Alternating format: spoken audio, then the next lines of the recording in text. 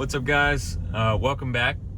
So in today's video, I'm going to replace the engine mounts and the transmission mount on my 2004 100 series Land Cruiser. And this video is one video of a full series that I'm doing on everything that you need to know to restore your Land Cruiser back to its stock handling and drivability. So in terms of engine mounts and transmission mounts, I've actually already replaced mine, and I'm test driving things now, and I've definitely got a nice reduction in vibrations in the cab. For me, and probably for many of those of you with maybe more than 150,000 miles or so, when I was at stop signs or even in park, I could feel and hear the vibrations from the engine, like in my seat, and they were almost kind of getting worse over the past few years. So that's a sign that the engine mounts and the transmission mount, maybe one or both, have started to kind of lose their resiliency and deteriorate a little bit. And now that I've replaced them, I mean, the vibrations that I felt before are almost completely imperceivable. So I'm definitely an advocate of this job. It maybe took me 2.5 hours. It was pretty easy to do. So I'm going to show you the process that I took, but before I do, I just want to caveat, I'll always follow all the steps in the factory service manual and all safety precautions, and I prefer you use my videos as just a way to visualize the job than a how-to instructional. So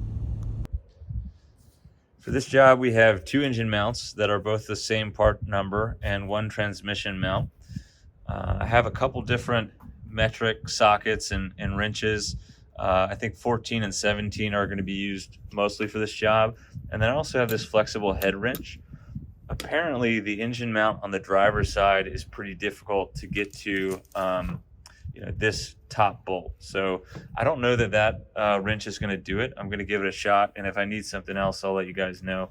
But I have my torque wrench here to put everything back together, a jack to support the transmission and the engine while I'm replacing the mounts, and then jack stands just to be safe. All right, so I'm going to tackle the transmission mount first. I've gone ahead and broken loose each of these 4 bolts that connect the mount to the transmission itself. And then there's also 2 bolts that connect the bottom of the mount to this support bracket, which you need deep well 17mm sockets for. I've supported the transmission. I just kind of found a nook. It's probably not the best. Like, I don't want to put a ton of pressure here and like crack something, but I'm just supporting it while and you can see it's lifted a little bit of the weight off the mount here and the support bar. But the way I'm going to do this is on the end of the support bar, there's 4 bolts here, here, and here on either side. So I'm going to remove these 4, loosen the 4 on the other end, and that should drop this mounting bracket low enough that I can remove and replace this. And when you replace the bracket, you have to note the direction. So there's a little R there that goes on the driver's side and faces backwards. So let me get that bracket loosened up, and then I'll take another shot. All right, I've got the bolts totally off on the driver's side for this transmission mounting bracket, and then just loose on the right side, and that gives me plenty of room to get in here and replace the transmission mount. All right, so I got that installed. Torque specs are a little bit different depending on what year Land Cruiser you have, but for me, these were 43 foot-pounds. I have an 04, by the way. These 8 mounting bracket bolts were 37 foot-pounds, and then the 2 that go in the middle I haven't put on yet, but they're 54 foot-pounds. I want to leave those off so that when we move this mount to the transmission bell housing there and actually lift the engine up one side at a time, I want this to be disconnected so that there's a little bit of play there. So I'm going to move on to the driver's side engine mount. All right, so in order to do this job, we have to lift the engine from underneath about an inch on the right side first to replace the mount on the right side, and then an inch on the left side. And we do them one at a time, so we're not moving the engine up and down too much. We want to move it up and down as little as possible, actually, because there's a couple of contact points. and we don't want to break anything. One of those is this engine fan, and you can see there's sort of a plastic shroud here attached to the radiator. So as you lift the engine up, that fan can come in contact with the shroud, and we don't want to break the fan. So we're going to loosen the shroud up a little bit, which involves two 12mm bolts. One comes out of there, another that comes out of here, and again these mount to the radiator. And then actually a third, we could loosen this one because the coolant reservoir is also attached to the shroud, but we just want to give it, pull it out so it has just enough play to move up and down if the fan does come in contact with it. And then the second thing we'll want to do is just go around and remove these clips from our air box to make sure that there's some play in that if the engine and the intake manifold all come up with it, that there's nothing bending or breaking there. All right, so I've pulled back the plastic on the driver's side wheel well, which gave me some access to the top of the engine mount there, and I was just able to get my flex head ratchet in there with a 3/4 inch drive on a 17mm short socket, and able to kind of break that bolt loose. So I'm going to get that bolt out. Then I think there's two more from the bottom we'll take out. After that, we'll start to lift the engine and the transmission and see if we can get the new one in there. So here's the engine mount from behind the driver's side tire. This first one is pretty easy to get off and break loose. There's plenty of access. There's another one just like this on the other side, the front side of the engine mount, that's much harder to get to.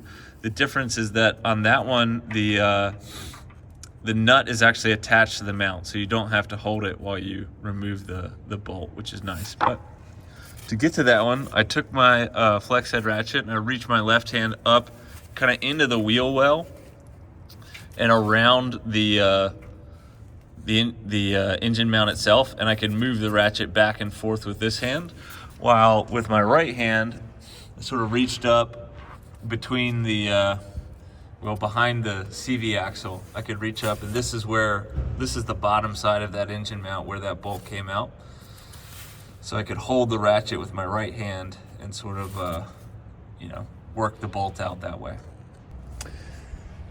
All right, so here's how I have the transmission and engine supported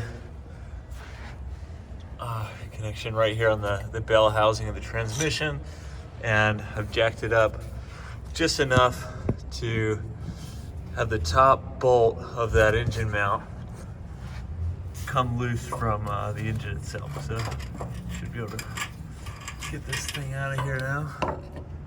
There it is.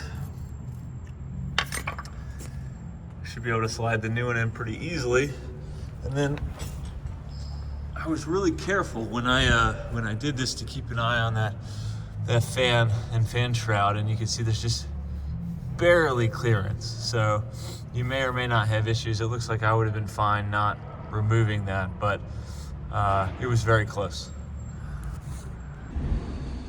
Here's a quick look at the 01 versus the new one. You can see that my rubber is starting to split away from the metal there pretty badly. So these were definitely shot. I mean, I think 292,000 miles on them, so time to replace them. All right, so I was able to get the new mounts in, and I learned a few things along the way. So first of all, I had a little bit of trouble getting the old one out.